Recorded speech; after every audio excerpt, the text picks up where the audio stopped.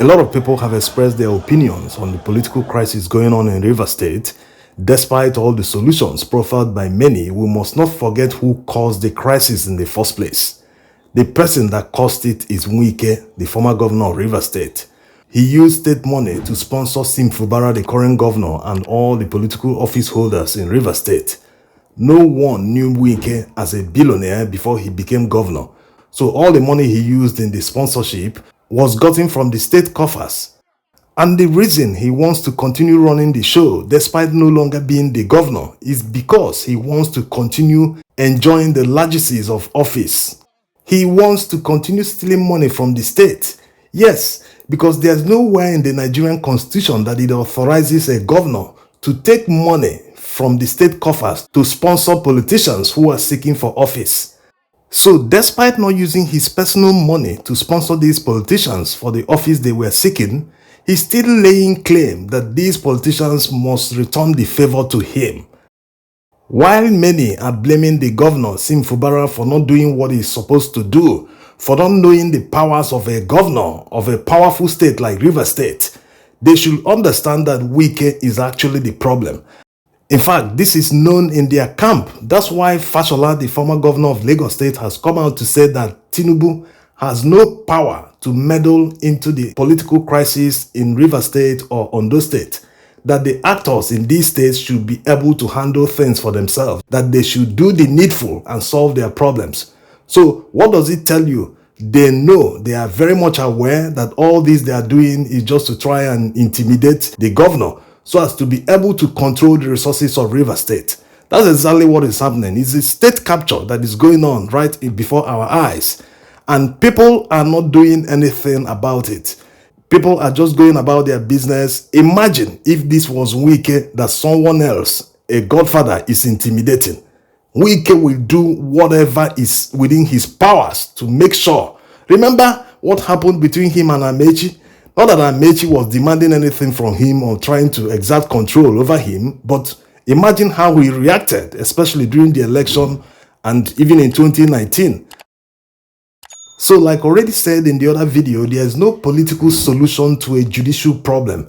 Since these House of Assembly members have lost their seat, the only path for them to return to the House of Assembly as elected members of the Assembly is to return to PDP. That's if the party will accept them again. Otherwise, INEC must proceed quickly to conduct by-elections to fill up the spaces in the Rivers State House of Assembly. It's as simple as that. They know they've lost because they didn't put this into calculation. They didn't realize that decamping en masse this way will mean that they will lose their seats at the State House of Assembly. The situation Wike finds himself is between the deep blue sea and the devil. He knows that even if they use their mago-mago ways to buy judgment at the Supreme Court to remove Fubara, he will still find it difficult to control whomever the Supreme Court judges will declare as the governor. So this is the problem. He's forced to work with Fubara, but he knows that all his strategies are falling apart. The person he ran to solve the problem, one of them is telling him boldly that he doesn't have the power to solve the problem.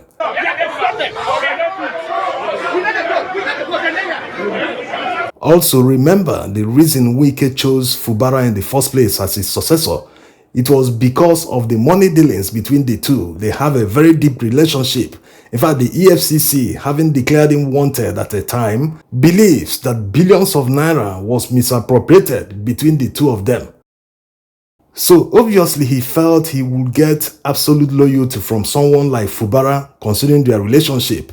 But now the reverse is the case.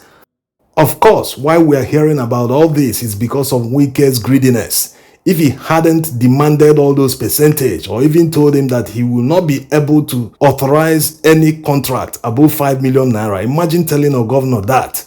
So all this wouldn't have heard about it. This is why there is deep corruption in Nigeria.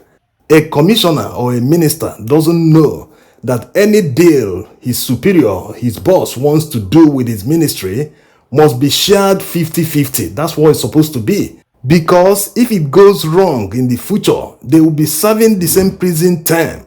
So if both of them will receive 7 or 10 years each in prison, why will one get the lion's share?